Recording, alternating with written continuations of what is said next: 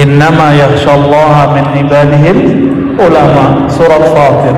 Yang betul-betul disebut ulama itu hanya orang-orang yang takut.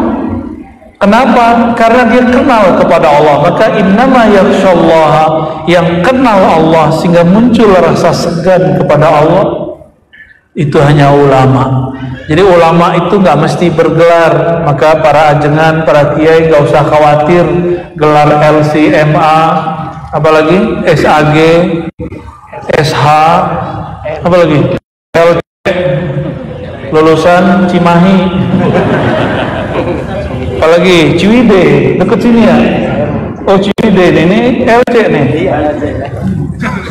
Saya juga lulusan Ciputat. Sama kita ya. Jadi apa ciri-ciri kolbu pikiran Allah bimbing? Tidak suka cari kesalahan orang. Ya. Maka kalau teman-teman kita hijrah tapi sukanya membid'ahkan orang, dia baru dapat basor, belum dapat basirah. Basor baru memandang zahir, tapi batinnya belum terbuka. Kita berdoa kepada Allah, semoga hijrah kita kepada Allah dengan basar dan basirah.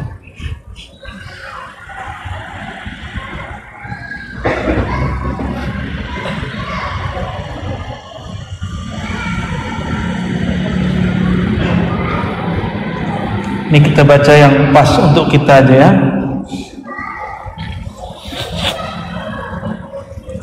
Imam Abu Madyan berkata di hikmah berikutnya, man arafa Allah istafada minhu fil yaqazati wan naum. Ciri-ciri wali Allah disebut arif billah. Apa sebutan wali Allah? Jadi nggak sembarangan orang dapat gelar arif billah. Barangkali orang tua kita dulu senang dengan nama ini, maka anaknya dikasih nama Arif, ya, Arif, Arifin, Arifah, yang perempuan Arifah.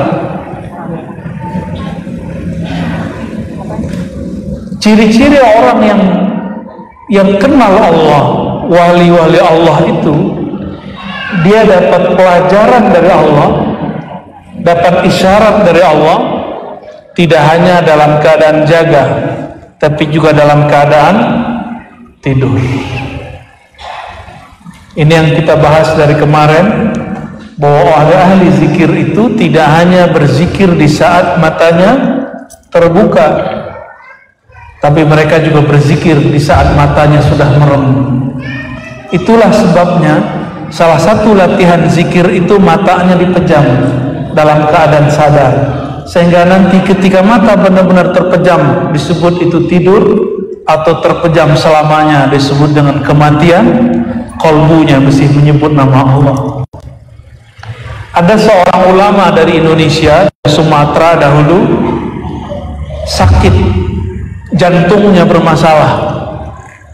Diperiksalah di Malaysia, di salah satu rumah sakit kalau nggak salah di Malaka. Saya cuma lewat depannya dan berdoa tidak masuk ke dalamnya. Ya, itu ulama ahli zikir.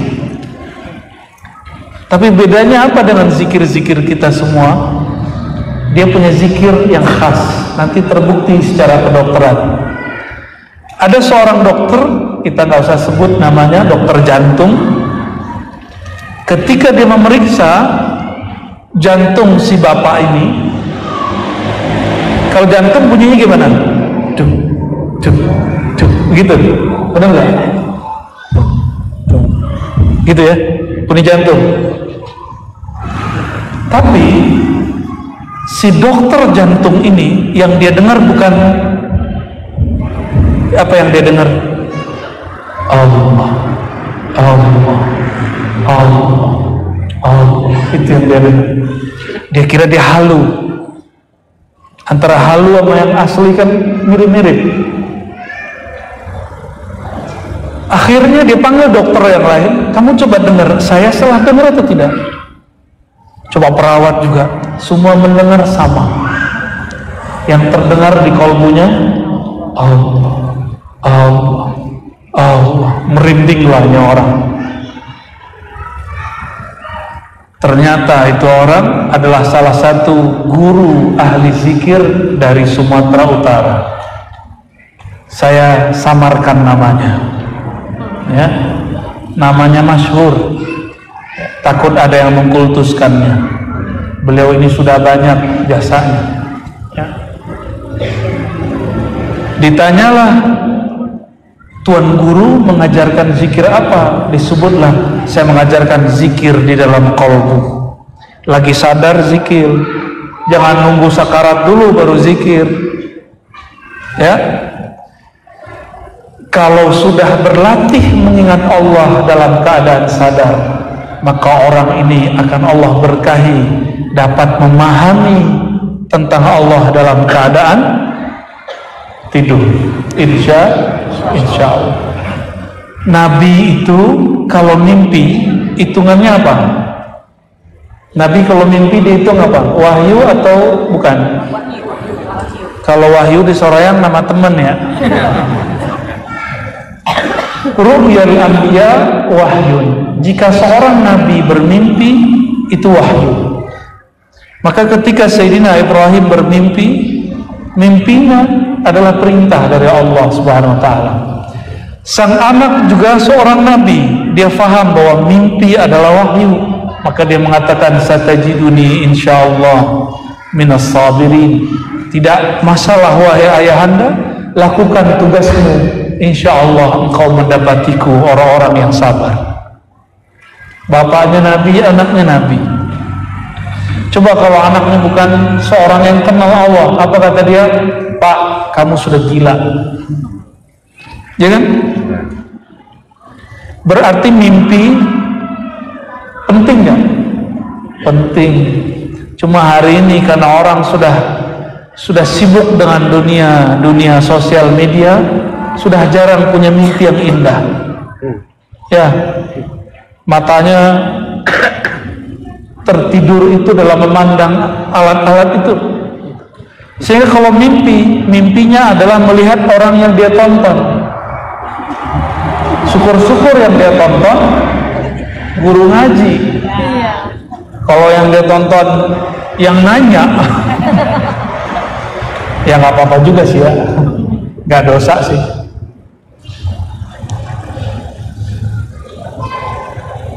Ru'yatuka fil manam tarjamatun ma fi qalbik. Apa yang kau lihat di dalam mimpimu itu adalah terjemahan isi hatimu. Jadi isi hati kita kalau rusak maka mimpinya rusak. Kalau hatinya lagi nakal maka mimpinya nakal.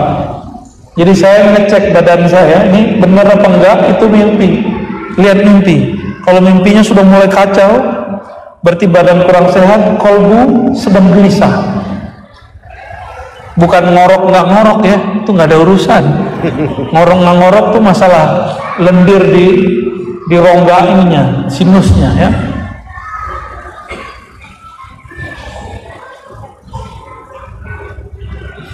Man ruziqa halawatal munajah zala anhu an-naum. Kenapa sulit bangun malam hari? Karena belum diberi nikmat bermunajat. Man ruziqa, siapa yang diberi anugerah nikmatnya bermunajat, zala anhu an-naum. Jangankan ngantuk, tidurnya hilang. Selama pandemi dulu, kayaknya udah lama banget ya, padahal kemarin ya. Emang memori kita pendek sekali. Dulu kemana-mana pakai masker. Orang batuk lebih bahaya daripada orang kentut. Bener ya? Apalagi yang bersin, semua orang ambil jarak. Padahal kalau bersin sunnahnya, yarhamukallah, kan gitu. Ini gak langsung kita jauh-jauh.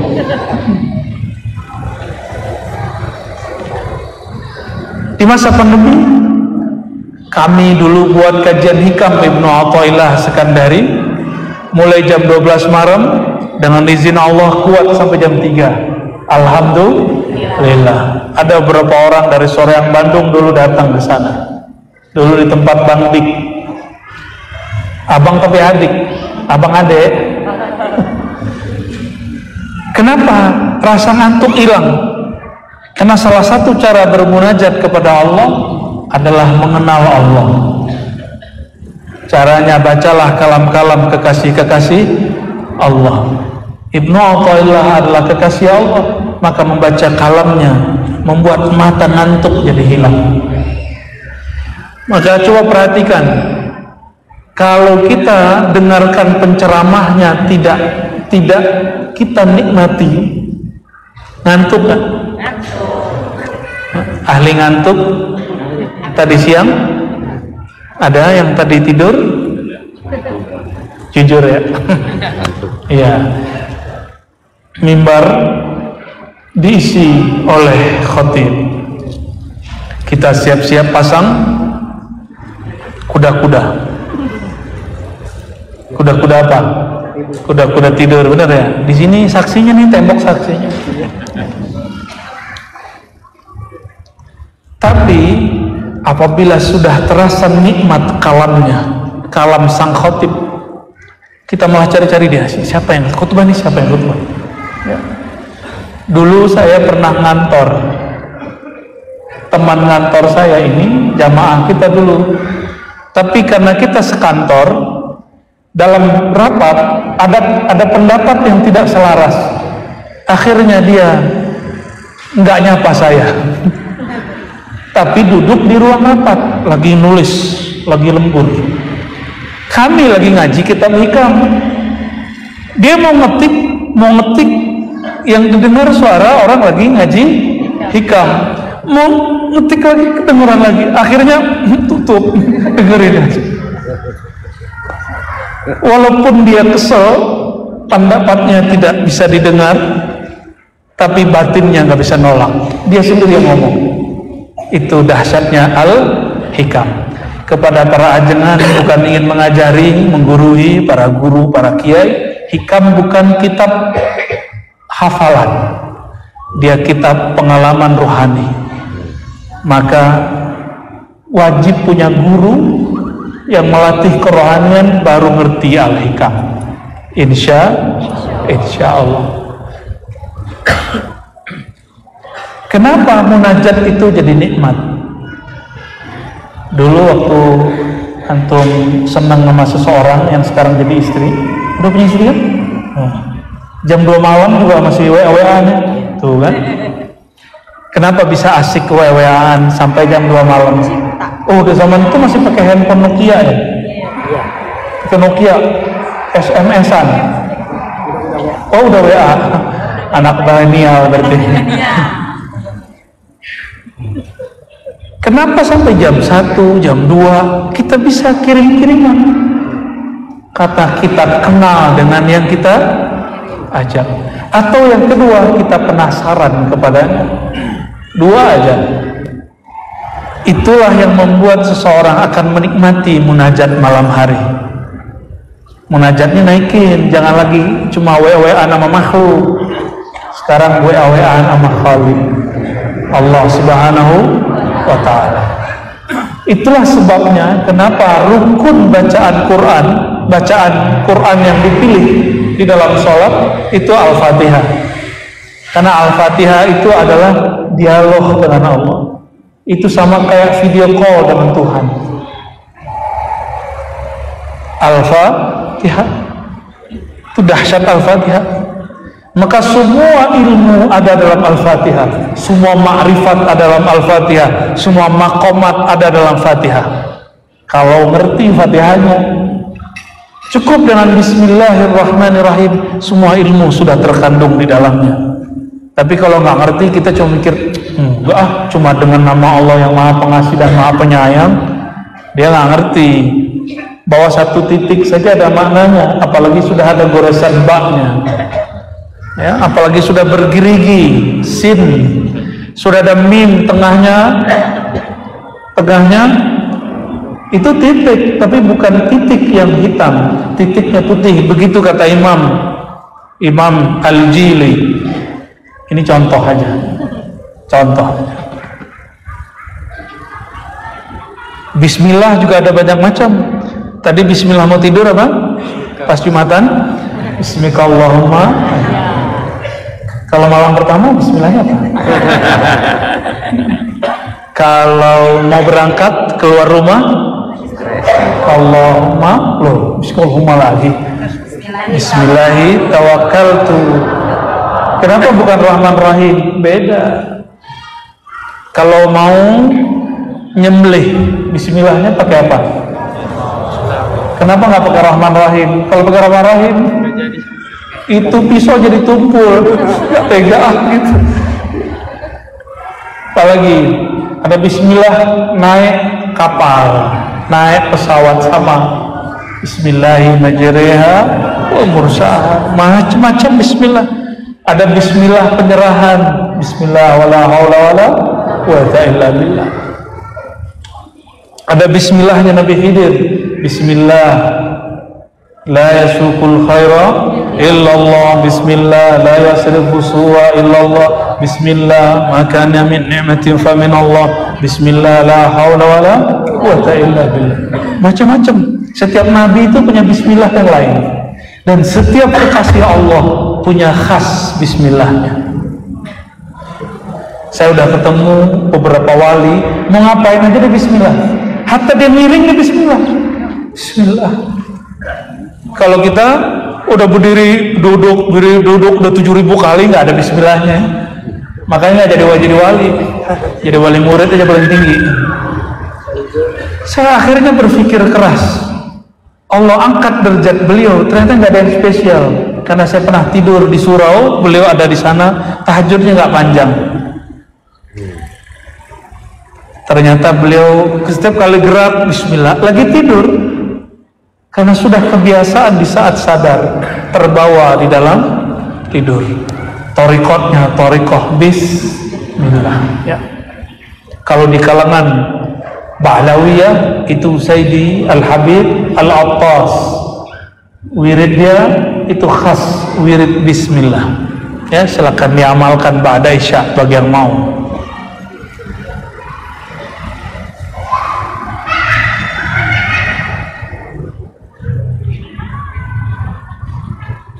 Gimana? Udah cukup belum? Lanjut. Lanjut ya. Sering dengar ada orang ngaku-ngaku makomnya tinggi, wali, ngaku jadi mursyid, ngaku ahli zikir, ngaku tarekat banyak. Kayaknya saya semua tuh ya. Astagfirullahaladzim. Enggak, saya selalu setiap hari menuduh diri, ya Allah, Engkau munafik. Kepada diri, ya Allah, Engkau mengerti diriku munafik. Setiap hari saya mengatakan itu. Ternyata dalam Sahih Bukhari, Imam Al-Hasan Al-Basri mengatakan, aku bertemu sahabat-sahabat Nabi, tidak ada satupun yang mengatakan imannya seperti Jibril. Mereka selalu mengatakan, engkau munafik, dirimu munafik, dirimu munafik. Tidak ada orang yang sok suci di kalangan sahabat. Kenapa hari ini orang baru beragama, beberapa ulama, ya, baru mustad beberapa tahun, belum pernah perang fisabilillah, bertemu musuh secara fisik, yang ada cuma orang lagi ngapa-ngapain di bom, itu mah cemen. Pejuang itu musuh kelihatan, dia bawa senjata, sono bawa senjata, itu baru jihad. Kalau orang lagi sholat di bom, itu bukan jihad. Belum pernah jihad sudah jahat. Para sahabat setiap kali perang dia ikut. Ada sahabat baru malam pertama nikah, belum sempat mandi wajib, tahu-tahu ada pengumuman, semua para prajurit kumpul. Apa kata dia? Neng, AA dipanggil sama Rasulullah. Apa kata si Neng? Kalau Rasulullah yang panggil engkau, berangkat. Nggak ada ceritanya, jangan di sini, berangkat, mandi di tengah jalan. Berangkat dia. Ternyata beliau belum sempat mandi, musuh sudah datang, langsung ambil pedang, mengalahkan beberapa musuh, tapi tiba-tiba ada yang menombak, mati, meninggal dalam keadaan junub. Langsunglah Sayyidina Jibril yang memandikannya. Itu kayaknya kematian yang indah ya. Yang mandiin siapa?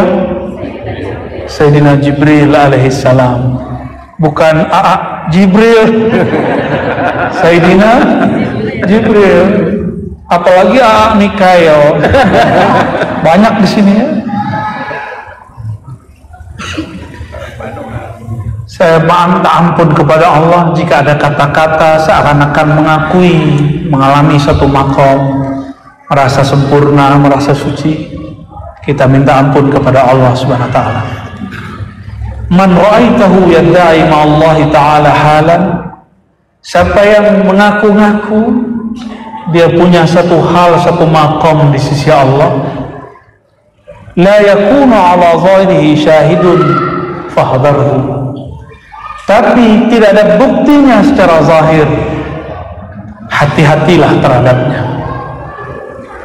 Apa ciri-ciri pengalaman batin itu benar? Dia tambah cinta kepada Sayyidina Rasulullah SAW. Itu paling tinggi. Kalau sudah cinta kepada Sayyidina Nabi SAW, pasti menghidupkan sunnah Nabi SAW. Maka orang-orang yang mengatakan ini, pasti dia tidak pernah mengingkari syariat. Bedakan belum mengamalkan syariat secara sempurna, itu lain dengan orang mengingkari syariat. Apa bedanya? Kalau mengingkari, diajak sholat ngomong ini, apalagi sholat, Tuhan sudah di dalam diriku. Ada yang ngomong begitu? Saya sudah bersatu dengan Tuhan. Itu apalagi sholat. Sholat itu bagi orang yang belum sampai kepada Allah. Yang ngomong begitu, Rasulullah pernah ngomong begitu nggak? Adakah yang lebih tinggi makomnya dari Rasulullah SAW? Nggak ada. Jika Rasulullah yang sudah diizinkan Allah sholat, bermunajat di atas arsy, tetap sholat 5 waktu. Tapi sholatnya kapan? Turun dari Mi'raj, belum gak langsung sholat. Sholatnya setelah hijrah, gak langsung juga. Lo masih ibadah kok. Lain dengan seseorang yang lagi mabuk zikir, mabuk ma'rifat, lalu dia sudah tidak ingat jam sholat. Itu lain cerita. Dia bukan ingkar sholat, dia cuma lagi mabuk.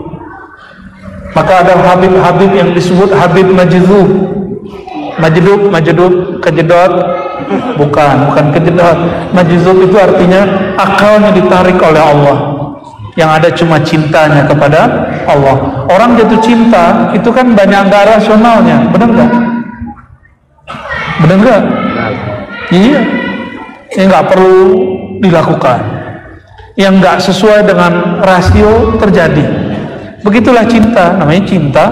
Jadi kalau nggak berani pakai perasaan, jangan jatuh cinta. Ya, hidup aja sendiri, sengsara lah ente sendiri. Jadi maksudnya apa ini? Ciri-ciri orang yang benar makomnya di sisi Allah, maka dia tidak pernah mengingkari Rasulullah SAW. Itu ciri yang paling mudah. Ciri yang lain, jika dia sebut nama Allah, kita tertarik mau mendengarkannya. Berarti Allah izin orang ini menyebut nama Allah Subhanahu wa ta'ala. Jadi Allah itu kalau nggak izin kita sebut namanya, orang nggak mau oleh kita. Walaupun kajiannya ringan, nggak ada efeknya. Tapi kalau Allah sudah izin, mau kitabnya digundul 1000 kali, kalau dibacakan kepada jamaah, paham aja jamaahnya. Alhamdulillah. Semoga majelis ini termasuk yang Allah berikan bukti-bukti itu. Amin ya rabbal alamin. Jika tidak, itu salah saya, bukan salah yang hadir. Ya. Man kharaja ilal khalqi, ini untuk para da'i, untuk para kiai yang sedang mendidik santrinya. Ini jadi kaidah. Man kharaja ilal khalq qabla wujudi haqiqatin tad'uhu ila khaliqihi fahuwa mamqut. Orang yang ngomong satu makom tapi belum sampai di makom itu, dia mamqut, dimurkai, dikutuk oleh Allah Subhanahu wa taala. Maka jangan bicarakan satu makom yang kita belum. Gimana caranya? Ikuti adab Imam Sya'rani. Apa kata Imam Sya'rani? Menurut Imam Fulan, menurut Imam Fulan, begitu, menukil. Tapi kalau kita sudah merasakannya dan guru telah memberikan kesaksian, kita baru boleh ngomong tentang bab khusyuk, bab makom ini, makom itu, dan segala macamnya. Ya. Kalau panjang umur nanti kita buat kajian, nggak tahu di masjid mana, tapi ikuti saja. Ya. Ada makomat rohani, tahapan rohani itu sampai di mana? Kalau ada orang sekolah ada kelas 1, 2, 3, ya. Nggak usah khawatir. Saya nggak mampu baca kitab, yang baca kitab saya aja, antum nggak usah. Emang untuk kenal Allah harus mampu baca kitab. Seandainya begitu, Rasulullah akan ajak orang kuliah. Di zaman Rasulullah SAW diajak kuliah nggak? Diajak kuliah UIN Bandung gitu? Kan enggak. Diajak masuk pesantren gitu? Kan enggak. Justru ilmu pesantren dan kampus hari ini bersumber dari Rasulullah SAW, dan beliau tidak mampu tulis baca yang antum baca hari ini. Tapi yang antum baca hari ini itu semua ilmu dari kolbunya. Ya untuk apa dibaca-baca begitu? Gak level. Karena kolbunya adalah lembaran-lembaran kitab. Sallallahu alaihi wasallam. Lebih alim Nabi Muhammad sallallahu alaihi wasallam atau malaikat Jibril? Beneran? Lebih tua Nabi Muhammad atau malaikat Jibril? Lolos jadi murid saya. Karena ada yang bilang Nabi Muhammad baru diangkat jadi Rasul jadi Nabi umur 40. Ya, katanya Aswaja Center. Saya yakin Aswaja Center nggak begitu. Kan saya juga Aswaja. Boleh taruhan Aswaja kita, mana yang kuat Aswaja kita, ya enggak? Jangan main aku akuisisi Aswaja. Kecuali Azwaja. Saya belum.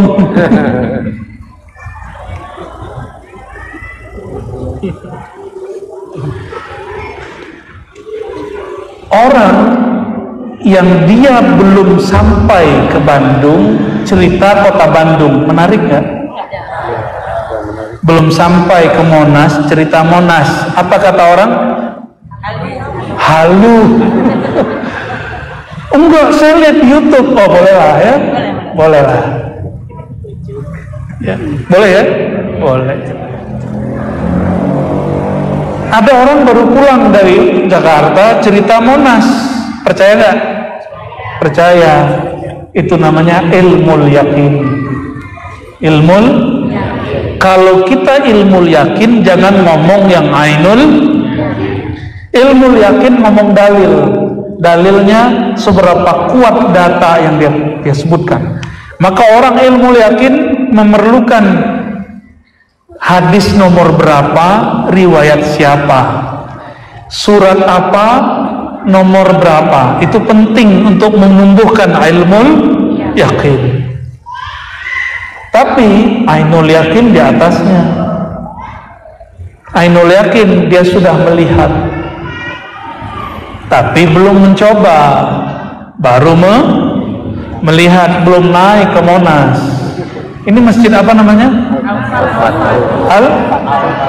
Al-Kufar, Al-Fathu. Allahumma sholli ala Muhammad. Maaf Pak Pengurus. Ya. Al-Fathu artinya pembukaan. Semoga yang masuk masjid ini Allah bukakan kalbunya. Kufar di Quran nggak negatif semua, ada positifnya. Kufar itu dalam bahasa Arab berarti petani yang membolak tanah. Itu kufar. Jadi nggak semua kata kufar itu negatif pada KM aman ya. Siap.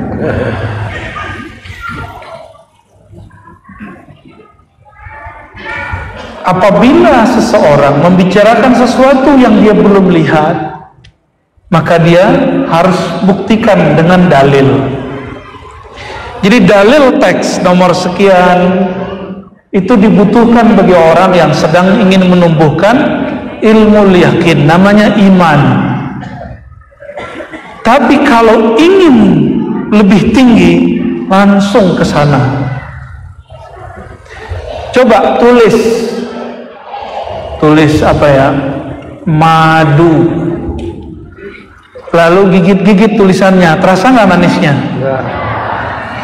Nggak bener? Serius nih? Itu kan madu. Itu kan madu. Tulisannya, yang madu hakikinya belum. Ada orang nggak pernah nulis MADAU, tapi dia minum hampir tiap hari. Kata kawan, jangan minum madu, itu pahit. Kita sudah coba bahwa itu manis. Kita ngikut siapa? Kita yang sudah coba. Kalau ada orang bilang itu bid'ah gimana? Hah? Justru kita bingung. Ini yang teler, yang gila, aneh apa ente? Zikir la ilaha illallah itu nikmat. Mau sir dikecilkan suaranya atau dikeraskan, nikmat. Tiba-tiba ada orang ngomong bid'ah. Saya bingung. Itu yang gila saya apa dia? Ya, yang jahil saya apa dia? Dan sedihnya ada seseorang, dia belum menikmati la ilaha illallah, lalu ada orang membid'ahkan zikir la ilaha illallah berjamaah, dia ikut-ikutan. Kenapa? Karena belum menikmatinya. Ya.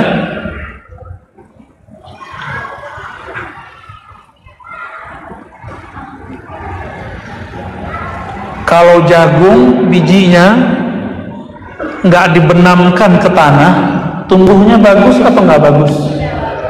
Tapi kalau terlalu dalam, tumbuh nggak? Nah, ini untuk guru dan orang tua. Jadi guru dan orang tua jangan terlalu longgar kepada anak, jangan terlalu keras kepada anak. Kalau terlalu longgar, si anak mau eksis sebelum waktunya. Maka si bocil-bocil itu minta motor, umurnya baru 6 tahun. Kalau Dimas anaknya berapa tahun? Dia lahir 4 bulan. 4 bulan. Oke, ada yang 12 tahun nggak? 9 tahun. 9 tahun. Kalau minta motor dikasih nggak? Nggak sayang sama anak. Sayang anak loh. Ternyata kalau orang tua menahan pemberian kepada anak, itu karena sayang kepada anak. Benar gak? Allah lebih sayang kepada kita daripada orang tua. Jika Allah menahan satu doa belum dikabulkan, usaha belum sukses, berarti Allah tahu engkau jika diberikan kesuksesan, engkau akan lupa, engkau akan celaka. Siapa murid Nabi Musa yang kaya lalu pura-pura nggak kenal Nabi Musa? Namanya siapa? Korun. Makanya anak kecil sekarang kalau gali-gali tanah cari harta karun.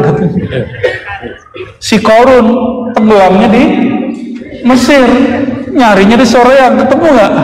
Nggak ketemu.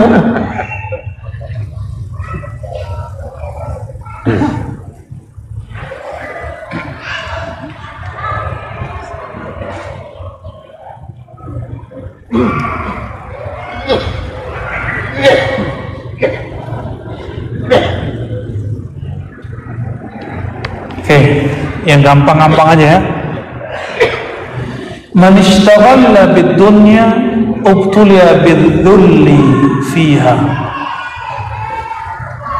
Siapa yang sibuk dengan dunia,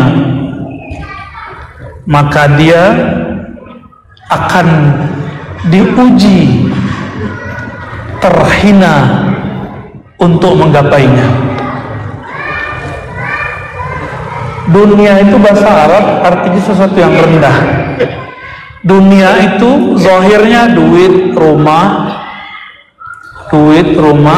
kendaraan, lagi duit lagi, duit, rumah, kendaraan, duit lagi. Terus paling tinggi popularitas dan kekuasaan. Benar. Tapi intinya kekuasaan, popularitas, duit lagi, duit lagi.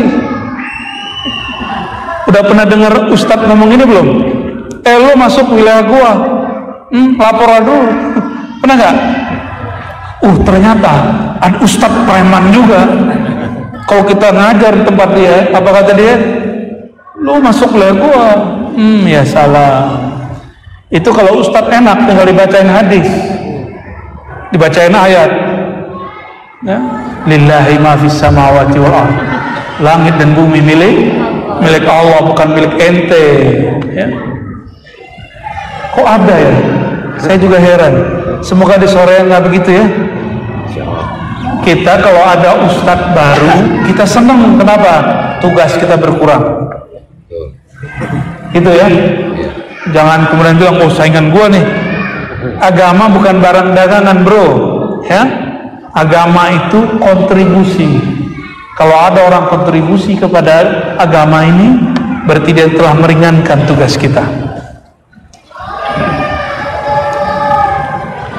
La ta'ma nuqsani nafsik fatutgha.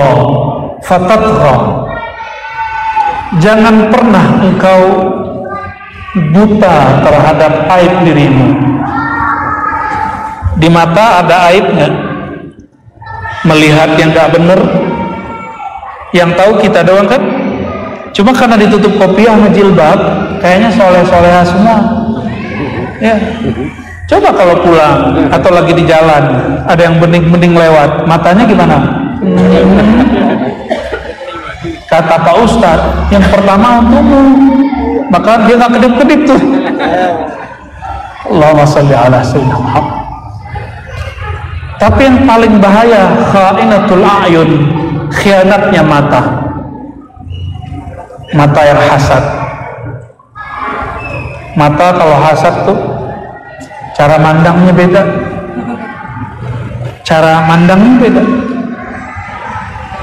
Hasad itu tergantung seberapa pengetahuan orang itu dan seberapa besar penyakit di kolbunya. Jika keilmuannya tinggi, tambah tinggi, hasadnya nggak disembuhkan, maka hasadnya tambah besar.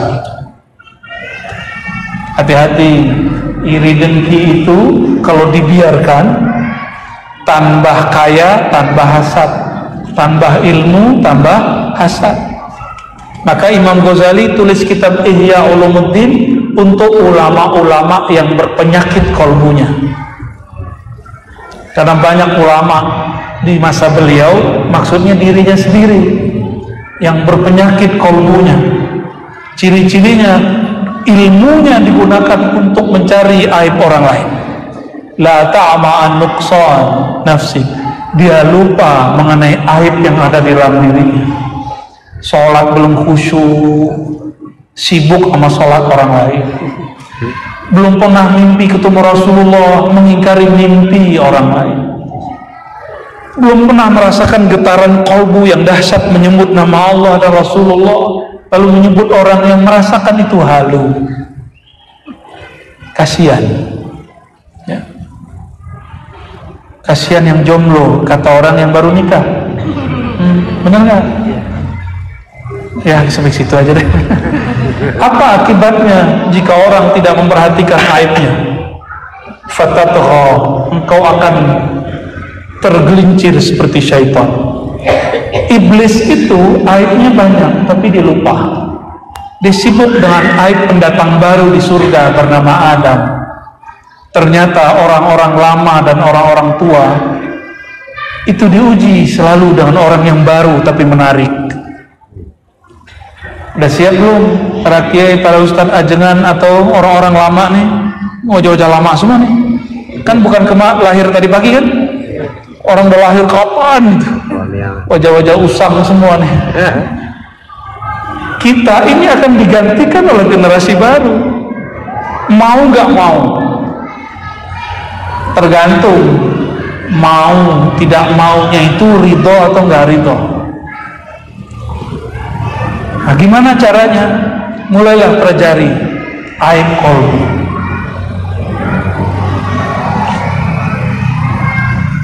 Man tazayyana bizailin fahuwa maghrur. Siapa yang berhias dengan sesuatu yang zail, zail itu yang akan binasa, fahuwa maghrur, dia telah tertipu. Dunianya Ustadz ini, saya ngomong diri saya sendiri, kalau pakai jubah begini tambah alim nggak? Tambah ganteng. Salah, masa tambah cantik? Kalau pakai kopiah terus datang pakai tongkat, itu ilmunya nambah nggak? Nambah. Nambah. Hanya nambah wibawa tapi nggak nambah ilmu. Bisa bedakan? Ya, maka para kiai nggak usah sibuk dengan performan. Ini karena saya dapat rezeki, saya nggak nolak. Ya kan? Tidak utita fala tarud. Kalau ada yang ngasih kamu, terima aja. Yang penting halal ya. Yang penting bukan gratifikasi kan ini? Bukan. Gratis sih ya. Alhamdulillah, istri saya nanti cemburu. Oh gitu. Allahumma sholli ala sayyidina. Orang yang berhias dengan gelar LC, MA, doktor, PhD, kiai, haji, apalagi ada? Hah? MM, apa tuh MM? Mewek mulu. Itu gelar laku nggak masuk kubur? Walaupun ditulis di batu nisan, Prof. Doktor, Kompor, nggak laku.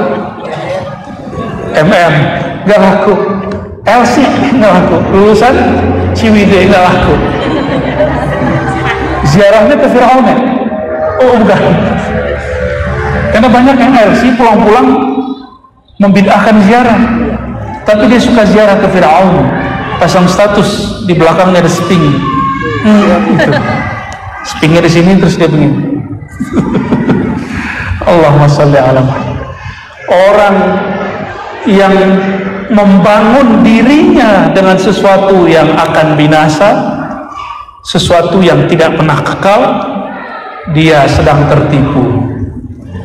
Ini curhat saya, curhat tapi ini berkaitan dengan ini. Dulu saya kalau mau ceramah, jenggot itu dipanjang-panjangin, ditarik-tarikin kalau perlu keluar, supaya disebut ustaz. Serius ya. Kalau sudah begitu terus apa, bajunya pakai gamis atau pakai sarung, pakai rapi-rapi, di sini ada rida, ngomongnya agak di Arab-Arabkan sedikit. Assalamualaikum warahmatullahi wabarakatuh. Alhamdulillahirabbil alamin. Dulu begitu. Saya kira dengan begitu orang akan percaya saya adalah ustaz. Waliullah katanya, waliullah. Baru dengar malam ini Pak, waliullah. Ternyata nggak ngefek. Jamaahnya dari dulu 3, 4, 5, paling banyak 15. Kenapa? Istilah Arabnya kebanyakan. Akhirnya jamaahnya hanya mengarab maklumi. Istilah Arabnya semuanya. Ini ya akhi, sesuatu yang bid'ah hasanah, bid'ah sayyi'ah. Jemaahnya berbisung, ini apa?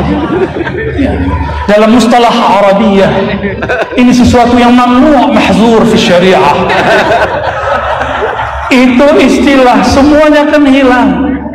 Jamaah itu gak akan menganggap kita ustadz karena istilahnya Arabiahnya terlalu. Bukan itu. Cobalah lihat kiai-kiai di kampung-kampung, baca jazakumullahnya jazakumullah, tapi kolbunya dahsyat. Benar gak? Jimnya jadi za-nya jadi jim, tapi kolbunya bergetar. Kita apakah ainnya sudah patah-patah, lidah dan sakit, tapi tidak menggetarkan sama sekali. Saya ketemulah kiai di pelosok Jawa, ngomong medok, baca baknya sangat fasih. Bismillahirrahmanirrahim. Haknya itu agak lebih fasih lagi, rokim. Tapi jika dia menjelaskan satu teks, dia ngomong pakai bahasa Jawa, tapi hati saya kok enak dengarnya. Ternyata dia tidak hanya ngomong dengan bahasa Jawa, dia mengikut sertakan bahasa kolbu. Itu yang mahal. Itu yang mahal. Ya. Jadi gaya-gayaan kalau mau ceramah itu tidak kekal. Yang kekal itu ilmu, karena ilmu milik Allah. Oke, jadi jangan sibuk dengan performa. Tapi boleh nggak pakai baju yang bagus? Senang banget harus.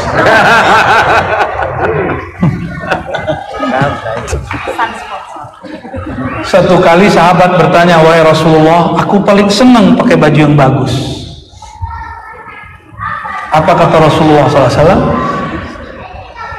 Innallaha yuhibbu, Allah sangat suka melihat bekas nikmatnya tampak pada hambanya. Kita kalau ngasih seorang hadiah terus dia pakai, senang nggak? Makanya saya pakai malam ini dikasih hadiah. Kita pernah ngasih sarung seseorang dipakai, udah senangnya bukan main. Senangnya bukan main. Walaupun cuma dipakai sekali. Maka Nabi SAW, tapi jangan antum amalkan yang ini ya.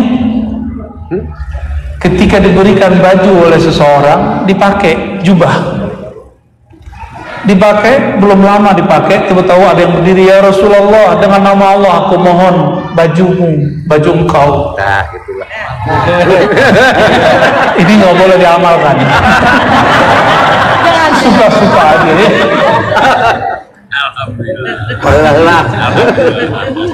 Lalu apa yang Rasulullah katakan? Baik, saya duduk sebentar. Duduk sebentar. Ingin menyenangkan yang beri. Akhirnya jubah itu diberikan kepada siapa? Orang yang minta. Tapi dia dibuli oleh para sahabat. Karena sahabat cinta dengan Rasulullah. Apa kata mereka? Kamu ini gak punya perasaan. Tuh, gak punya perasaan.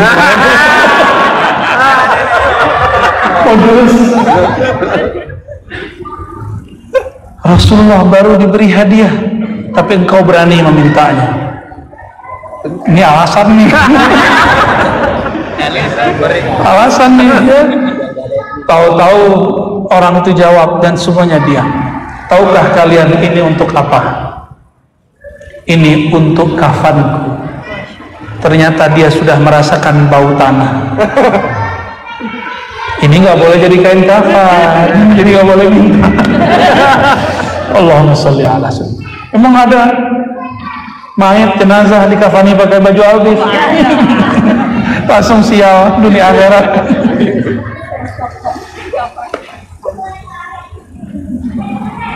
Kalau baju itu pernah dipakai Rasulullah SAW, terus dipakai jadi kafannya sahabat, kira-kira mungkar nakir pas cium baunya berani nyapa nggak?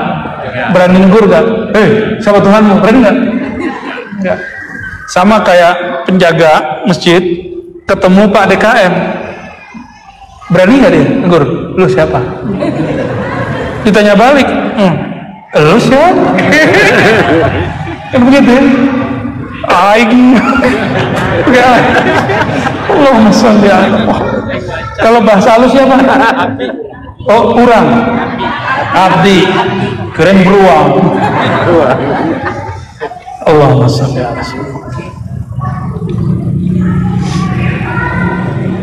Ini kajian penutup. Jam berapa nih? 9:30. Ini nggak tahu panjang atau pendek nih penjelasannya ya. Apa ciri-ciri orang Indonesia mengistilahkan sesuatu Arabiah, tapi istilahnya tidak tepat. Contohnya, saya sedang girah Islamku sedang kuat. Nah, gitu kan? Padahal istilah ghirah itu nggak cocok. Yang cocok tuh haniyah. Coba tanya para kiai. Bukan girah Islam, tapi haniyah Islamiyah, semangat berislam. Cuma apa boleh buat? Beberapa toilet aja udah ganti dari toilet laki-laki jadi ikhwan. Mau Islami tapi untuk jadi Arabisasi. Saya udah bolak-balik ke Arab tuh nggak ada tuh toilet ikhwan tuh nggak ada. Yang ada rijal bisa. Rijal bahasa orang Sundanya apa? Laki. Nggak ada ya tulisan begitu ya? Laki gitu aja ya. Toilet perempuan bukan akhwat, tulis perempuan ya, atau istri. Oh, di sini jadi istri nggak perlu pakai akad ya. Lahir perempuan udah istri. Al-haniyah, semangat beragama itu dibagi 3. Jadi orang kalau berghirah Islamnya kuat atau haniyah Islamnya kuat, maka dilihat dari 3 indikator. 1, indikator zahir badannya. Al-haniyah fil abdan tarkul mukhalafah bil jawarih. Orang yang terlihat bergairah Islamnya, ciri lahiriahnya, tubuh ini dia tidak biarkan mendurhakai Allah Subhanahu wa ta'ala. Itu ciri-cirinya. Artinya mulai mengurangi maksiat, baik di keramaian ataupun ketika sendiri. Ujian iman itu kalau sendiri sama mojok berdua, itu ujian iman. Jadi cek orang beriman bukan lagi di masjid, tapi ketika dia sendiri. Kita sendiri ngapain? Buka yang benar atau yang nggak benar? Itu pencirian imannya kuat atau tidak kuat. Dan yang kedua, hamiyah fil qulub, girah di dalam qalbu, hati. Apa ciri-cirinya, indikatornya? Tarkur rukun ilal aghyar. Rukun, ternyata rukun bahasa Indonesia itu maknanya ada 2. Rukun berarti bagian daripada rangkaian rukun sholat, berarti bagian. Kalau RT artinya apa? Rukun tetangga. Itu bukan bahasa Indonesia, itu dari bahasa Arab. Rukun jamak dari ruknun, artinya pilar, tapi juga berarti kecenderungan. Ya, hati yang cenderung disebut rukun. Maka rukun tetangga, hatinya saling baik dengan tetangganya, disebut rukun. Ayo rukunkan tetangga, kan gitu ya. Ciri-ciri orang yang semangat keislamannya sampai ke dalam kolbunya, takur rukuni, tarku meninggalkan kecenderungan kepada selain Allah Subhanahu wa ta'ala. Maka hobinya mulai menyebut-nyebut nama Allah, mulai senang. Kalau di rumah tuh nyamannya nonton, bener nggak? Bener ya, karena ada TV-nya. Tunggu dulu, Netflix-nya ada tapi nggak ada pulsanya. Ada tapi lupa passwordnya, nggak bisa juga. Ada semua, lampu padam, nggak bisa juga. Paham analognya? Itu analog aja, hanya analog. Jika seorang hamba sudah berbayar premium kolbunya, ya, artinya dia sudah terhubung kepada ilmunya Rasulullah SAW, lewat ulama siapa, torikot apa, mazhab apa, maka nanti jika dia sendiri, dia akan nyetel Netflix di kolbunya, YouTube di dalam jiwanya. Karena film di dalam kolbu lebih menarik daripada film yang ada di ya. Nonton nih, dulu awal-awal punya parabola masih ingat nggak, nonton dari pagi sampai pagi lagi ya kan? Gelisah nggak? Pikiran tenang? Nggak tenang. Dibeliin PS, sekarang PS berapa?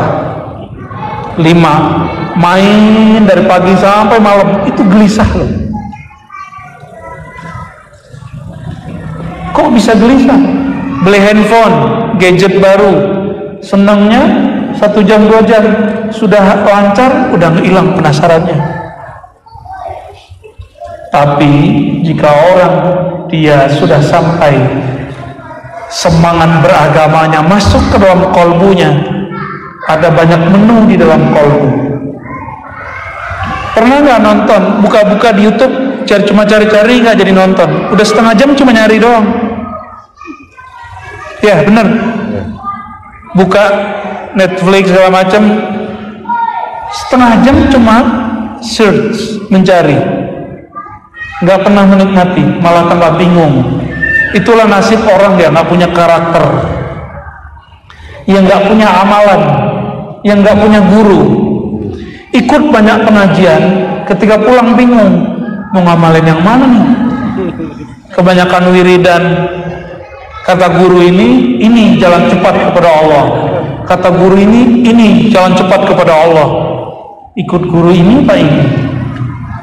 Maka untuk pemula, untuk orang-orang seperti kita, sebaiknya guru rohani satu, tapi guru ilmu zahirnya banyak.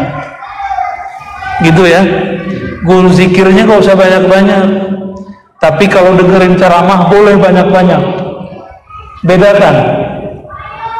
Bedakan guru ceramah dengan mursyid zikir, itu lain. Mursyid zikir nanti yang ngasih resep kita zikir. Dokter banyak, ketika datang kepada seorang dokter dikasih resep, minum ini 3 kali sehari, masih kurang puas, datang lagi ke dokter B, dikasih lagi obat, kayaknya kurang keren juga nih, datang lagi ke dokter ketiga. Gimana kira-kira? Pas nyampe di rumah bingung nggak mau minum yang mana? Itulah nasib orang belum mahir, belum ahli, torikotnya lebih dari 1, ijazahnya kebanyakan. Paham maksudnya? Ya. Jadi kita nafsu boleh banyak, hamiyah, semangat ngajinya boleh tinggi, tapi untuk zikir mesti punya guru yang tertata. Cari di sekitar kita banyak, walaupun katanya Bandung dan sekitarnya banyak yang suka membidah-bidahkan ahli zikir, tapi saya yakin di mana banyak orang menyalahkan ilmu zikir, di situ banyak tersembunyi ahli zikir. Itu sudah rumus, ya. Jadi nggak usah khawatir, bener ya, pasti ada. Wal hamiyatu fin nufus tarkud da'wah. Sedangkan girah Islam yang pada jiwa, jadi ada badan, ada kolbu, ada jiwa. Apa bedanya? Orang-orang yang semangat beragamanya sudah masuk ke dalam jiwanya, dia tidak suka ngaku-ngaku, tarkud dakwah, nggak sok-sok suci, nggak sok bener. Nah, selama ini kita masih sibuk dengan penampilan dan slogan, ya. Akhirnya apa yang terjadi? Orang yang lain simbol dengan kita nggak suka. Saudara-saudariku bukan Allah, inilah hikmah Imam Abu Madian. Hikmahnya lebih tua dari hikmah Imam Ibn Athaillah Sakandari, tapi isinya luar biasa. Saya yang paling tertarik dengan kalam yang tadi, man tazayyana bizailin fahuwa maghrur. Inilah quote yang paling menarik malam ini. siapa yang menghias dirinya dengan sesuatu yang akan binasa, maka dia sedang tertipu. Ya, jadi bagi orang-orang yang sedang berjuang, jangan berhias dengan penampilan, dengan gaya-gaya kearab-araban, ya. Yang sedang lagi berjuang berjihad bukan dengan itu, yang sedang berdakwah bukan dengan mengarabkan umat, tapi mengislamkan umat, itu lain. Karena Arab di zaman Nabi itu juga tidak semua Muslim, apalagi Arab sekarang. Sudah lihat kan Saudi hari ini, ya. Maka kiblat, ini kabar gembira di akhir zaman, kiblat Islam yang belum pernah dibuka oleh Allah adalah Nusantara. Ini bukan Islam Nusantara, itu lain cerita. Islam Nusantara slogan, itu bukan juga agama baru, itu slogan aja. Itu slogan salah satu jamaiyah besar di negeri ini. Jangan salah paham, ya. Kalau yang satu lagi Islam berkemajuan, kenapa nggak ada yang rame? Karena nggak bermain politik. Kalau yang ini tokohnya berpolitik. Jangan mau lagi ditipu daya oleh politikus-tikus. Paham maksudnya? Allahumma sholli ala sayyidina Muhammad. Jemaah yang makan Allah, barangkali itu yang dapat saya sampaikan. Rihlah dakwah 2 hari ini rampung sudah. Insya Allah kalau nanti dakwah saya pengennya ke pelosok-pelosok, tapi nggak diviral-viralkan. Ya, masuk-masuk ke dalam-dalam. Dulu kita janji ya kan, ya, insya Allah. Semoga Allah meridhoi siapapun yang hadir malam ini, meridhoi pengurus masjid, para ulama yang berjuang di apapun organisasinya, apapun ranahnya, pesantrennya, organisasinya, pergerakannya. Semoga semua diberkahi, diridhoi Allah SWT. Ada tanya jawab? Gimana Pak DKM? Ya, satu-satu itu 2 ya. Oke, satu dari kanan mana? Tadi silakan dipilih.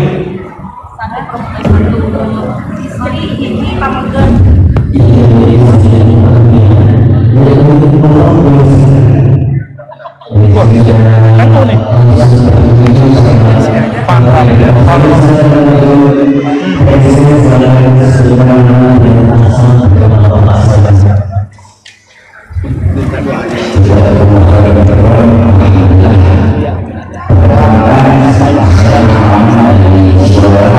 Salam siapa? Salaman Kori. Oh, salam balik ya.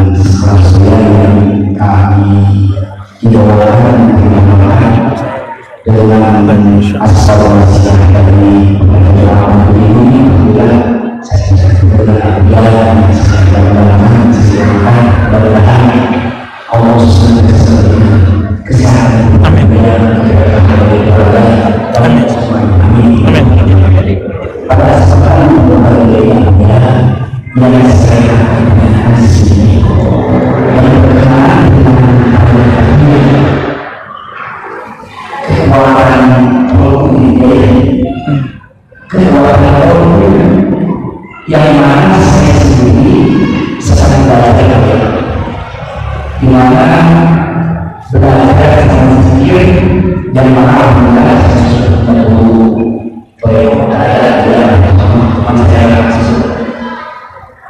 Tetapi saya tadi kalau berpikir itu malah sendiri dari saya halangan. Jadi kalau sesuatu yang mungkin dalam proses tapi saya pada seorang itu kita dari mereka untuk supaya ada yang kekuatan. Oke, baik. Baik. Assalamualaikum. Jawab pendek aja ya. Kiat supaya kolbu kuat, jangan bergantung kepada yang binasa. Guru akan binasa, binasanya guru adalah muafat. Kadang-kadang pamor guru sudah binasa di mata kita karena murid salah adab lalu melihat aurat aibnya guru. Maka berdoalah kalau ketemu guru, ya Allah tutuplah aib guruku di hadapanku. Ya, murid kalau sudah melihat ada aib pada gurunya, la yufliha abadan, dia tidak akan pernah yuflih, wusul kepada Allah sama sekali, nggak akan pernah sampai kolbunya kepada Allah. Ya, jangan gantung harap kepada guru. Guru bisa mengecewakan, guru bisa meninggal. Sudah berapa banyak guru ahli zikir meninggal di Indonesia? Murid semuanya begini. Kenapa? Murid bergantung kepada guru ataupun mursyid. Padahal guru mursyid mewasiatkan, jangan bergantung kepadaku, bergantunglah kepada Al-Hayyul Ladzi la yamut. Begitu kan di Quran? Bertawakallah, serahkanlah jiwamu, harapanmu kepada yang maha hidup tidak pernah mati. Siapa yang maha hidup tidak pernah mati? Allah Subhanahu wa ta'ala. Jadi gantung harap kepadanya. Kalau ciri-ciri rasa itu tidak abadi, kadang dia ada, kadang tidak. Ciri-ciri khusyuk itu bukan Tuhan, kadang muncul, kadang tidak. Ciri-ciri getaran-getaran zikir itu bukanlah yang kita sembah, kadang dia terasa, kadang tidak. Kita bukan sedang menyembah rasa, tapi kita sedang menyembah pencipta rasa. Rasa itu hanya penghubung kepada Allah.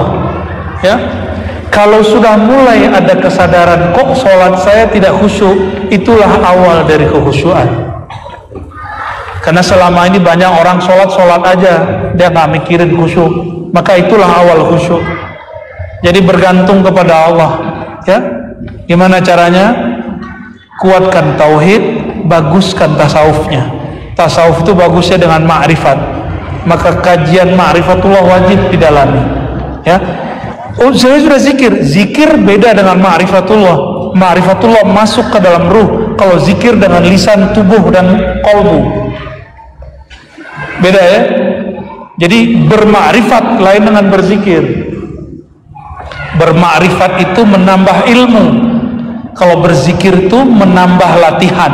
Itu beda. Jadi awali Allah itu bukan orang yang sedang berlatih amalan, tapi orang yang sudah selesai latihannya. Itulah makanya jangan terlalu dekat sama seorang wali atau mursyid. Karena kalau terlalu dekat kebakar. Maksudnya apa kebakar?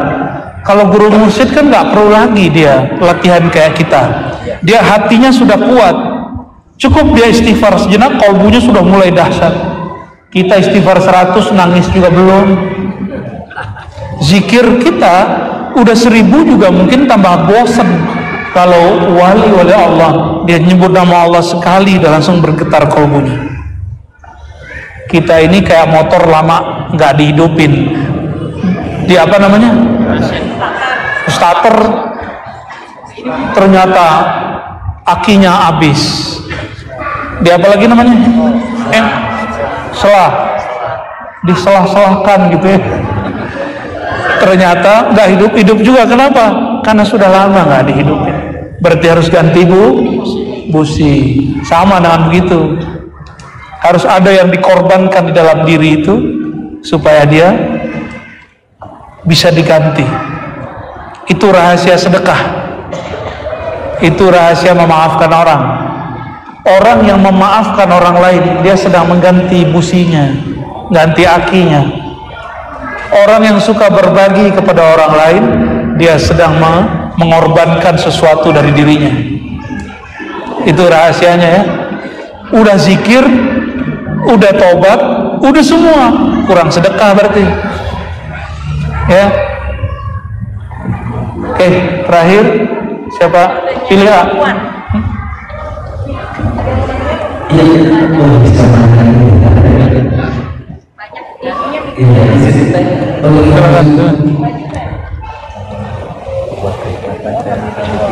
Masya Allah, ya Allah, ya Allah.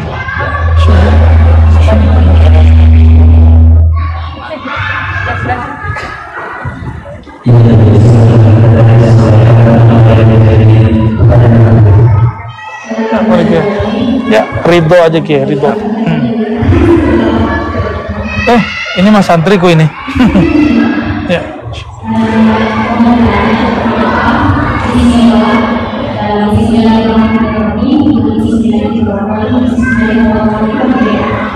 Kenapa?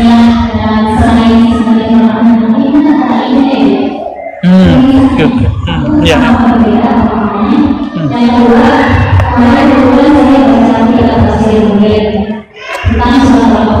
Bicara.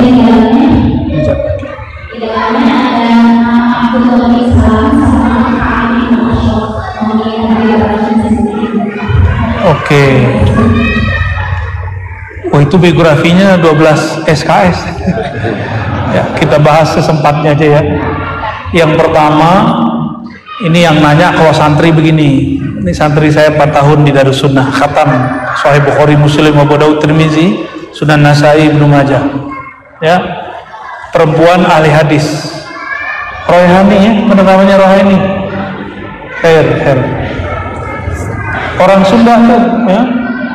Orang Sunda ahli hadis. Nih perempuan. Jadi nanti yang perempuan silakan ngaji ke. Nah, siap-siap rumahnya nggak muat. Allahumma sholli ala sayyidina Muhammad.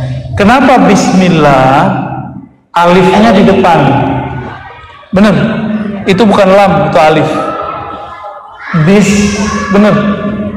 Di sini ada tulisan bismillah nggak? Nggak ada ya? Alifnya di depan tinggi. Bener gitu ya? Sudah kebayang?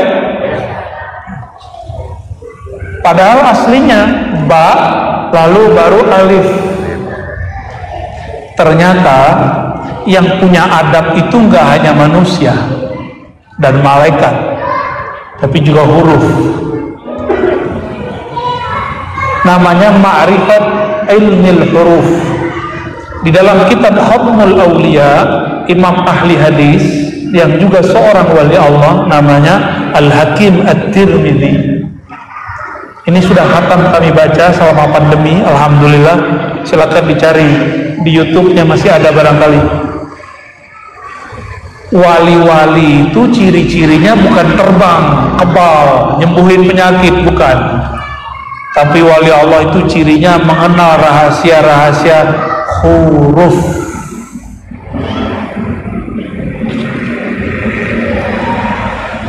Saya cinta kamu. Itu kalau S-nya hilang satu jadi apa? T-nya hilang gimana? Cia, Cina. Betapa dahsyatnya huruf.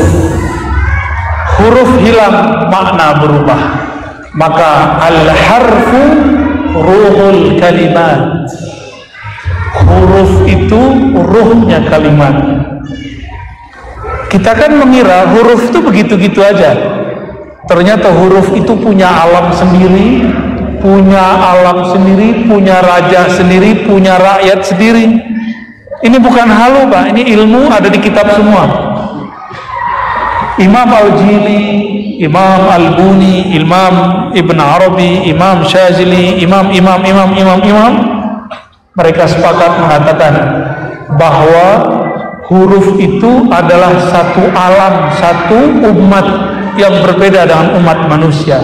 Itulah sebabnya jika ada mushaf Quran gak boleh ditaruh sembarangan, karena huruf itu ada alamnya, ada dimensinya. Ya, itu sebabnya ditulis Bismillahirrahmanirrahim, digulung, dibawa, ente jadi sakti kalau nulisnya benar. Ya. Imam Ahmad bin Hambal, Ibnu Qayyim, dan imamnya Salafi namanya Ibnu Taimiyah mengatakan, ini imam Salafi nih, imam Wahabi, bukan imam yang kebanyakan imam kita. Kalau orang nulis di kertas, ditulis di kertas nama Allah, terus dijadikan untuk tameng, penjagaan diri. Jika yang ditulis adalah nama Allah yang mulia, tidak syirik, kata dia la ba'sa bih, boleh saja. Ini bukan nyuruh pakai jimat ya, ini cuma menjelaskan hukum. Ya, hanya menjelaskan hukum. Kok jadi panjang sih ya? Orang mau beres.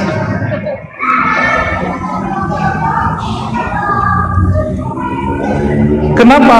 Karena huruf yang ditulis itu penting. Ketika kita baca huruf hijaiyah, yang duluan alif atau ba?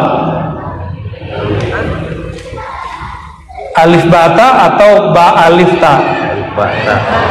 Karena alif itu simbol Qul huwallahu ahad. Ahad, Allah Maha Esa. Maka keesaan itu didahulukan.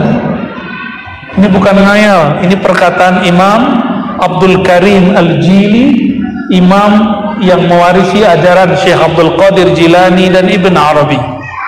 Ya, jadi ini bukan ngada-ngada.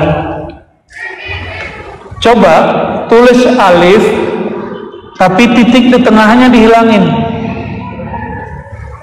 Ternyata alif itu terdiri dari titik, benar nggak? Titik digabung jadilah huruf. Benar? Paham?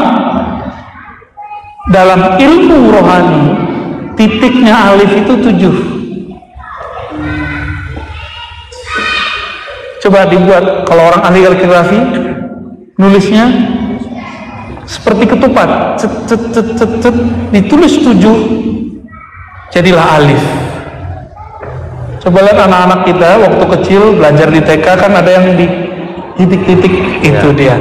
Gabungan titik itu huruf. Maka titik itu ditaruh di bawah alif ba. Apa makna titik? Aslu kulli syai', asal segala sesuatu. Maka ada titik di huruf hijaiyah, ada juga titik di alam semesta. Nah, itu yang nggak boleh saya buka, cuma boleh muqaddimahnya. Ya, kan cuma nanya kenapa alif duluan, ya kan? Itu jawaban pendeknya, ya. Tapi kalau tidak pakai alif, nulis bismillahnya, nggak ada rahasianya, nggak dapat rahasia asrornya. Langsung ba-nya naik kebalik, langsung rahasianya hilang karena kurang adab. Allahumma sholli ala. Ilmu huruf itu ilmu adab. Kaligrafi kan ada yang disatu-satuin gitu ya. Itu dalam kaligrafi seni, tapi dalam ilmu ma'rifat huruf tidak boleh huruf masuk-masuk begitu, nempel-nempel itu nggak boleh. Mereka punya wilayah yang menunjukkan batas-batas simbol mereka. Ya. Pertanyaan kedua, tadi menemukan di dalam tafsir itu 2 tokoh. Apa biografinya? Karena waktunya sudah malam, saya sebutkan yang satu saja, yaitu Abdullah bin Salam. Abdullah bin Salam ini keluarga Yahudi Madinah. Mereka keluarga yang hafal kitab Taurat. Keluarga hafal, bibinya hafal, pamannya hafal, ayahnya hafal, cucunya hafal. Karena orang-orang Yahudi membaca Al-Quran, membaca Taurat seperti kita, dilagukan, dihafalkan, tapi tidak menghafal seperti para hafiz di dalam ajaran kita. Abdullah bin Salam dipanggil oleh bibinya. Apa kata bibinya? Wahai Abdullah, tuh nama orang Yahudi Abdullah loh, Yahudi Arab. Wahai Abdullah, katanya akan datang orang yang ngaku jadi nabi, namanya Muhammad. Coba kamu baca ini ayat dalam Taurat, kamu cek adakah di wajah dia. Ternyata di kitab Taurat dan Injil lama, saya tidak tahu Injil dan Taurat sekarang, kita berbicara yang di kitab itu. Jadi kalau ada Yahudi, Kristen sekarang protes, sorry, saya nggak ngomong tentang yang itu. Saya ngomong yang lama, yang diceritakan di kitab suci kita. Abdullah bin Salam, bacalah Taurat, bahwa ciri-ciri Nabi akhir zaman Di wajahnya tidak ada ciri-ciri kedustaan. Yang dikalamkannya itu yang dia kerjakan. Ternyata ada ilmunya. Ngelihat mimik muka, ini muka pembohong nih, ya. Ini muka apa lagi nih? Muka pengkhianat nih. Tapi hati-hati, kalau nggak punya ilmunya itu namanya su'udzon. Dia ada ilmunya, namanya ilmu firasah, ilmu firasat. Oke? Maka Abdullah bin Salam berbarislah ketika Sayyidina Rasulullah SAW datang. Ikut dengan barisan para sahabat Madinah. Dilihatin Nabi Muhammad SAW naik onta.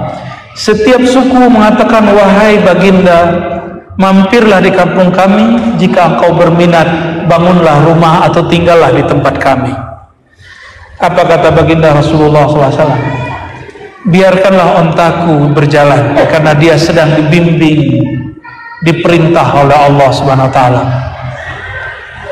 Di saat itu dilihatlah oleh Abdullah bin Salam wajah Nabi dipaskan dengan hafalan dia. Apa kata dia? Masya Allah, Masya Allah, Masya Allah. Ma ra'aitu fi wajhi kizban. Aku tidak melihat di wajahnya ada kegelapan bohong. Kita kalau lagi bohong sama istri, ketahuan kan? Itu kebaca tuh. Ya benar ya? Ya. Yang belum punya istri, sorry. Ada mimik yang nggak bisa. Jadi wajah ini terjemahan kolbu. Mau dia cantik, mau dia berjerawat, dia akan menerjemahkan. Gak ada urusan nama bedaknya sama jerawatnya. Urusannya di sini. Jadi nggak usah khawatir. Yang wajahnya ada kawah-kawahnya ya, nggak ada masalah. Abdullah bin Salam kemudian pulang ke rumah. Dia lapor kepada bibinya. Dan dikatakan, ya amati, ma ra'aitu fihi kizban, ma ra'aitu fi wajhihi kizban. Aku tidak melihat di wajahnya ada kebohongan, kebohongan, kebohongan. Yang ada apa? Sidqan, kejujuran. Maka beliau bergelar bersifat siddiq. Sifatnya siddiq itu sifat yang diturunkan kepada Sayyidina Abu Bakar As-Siddiq. Inilah Abdullah bin Salam. Adapun yang kedua, waktunya sudah habis. Ya, cukup ya. Insya Allah rihlah berikutnya kita kajian kitab lagi. Lebih asik kan ngaji kitab? Benar? Ya, sehingga pengulangannya sedikit. Kalaupun lucunya berpaham. Gitu. Jadi senyumnya itu udah berat. Kalau biasanya senyum nggak beradab, ketawaannya nggak ada adabnya. Masa di masjid ketawa kayak di warung ya? Kalau mau ketawa di sini, ketawa kayak tadi tuh, berwibawa. Allahumma salli ala Sayyidina Muhammad. Semoga yang hadir malam ini Allah tambahkan ma'rifat dalam qalbunya, tambahkan syukur di dalam jiwanya, tambahkan sabar di dalam dirinya, ditambahkan cinta kepada Allah, cinta kepada Rasulullah sallallahu alaihi wasallam. Ala hazinniya wa likulli niyatin salihah. Al-Fatihah.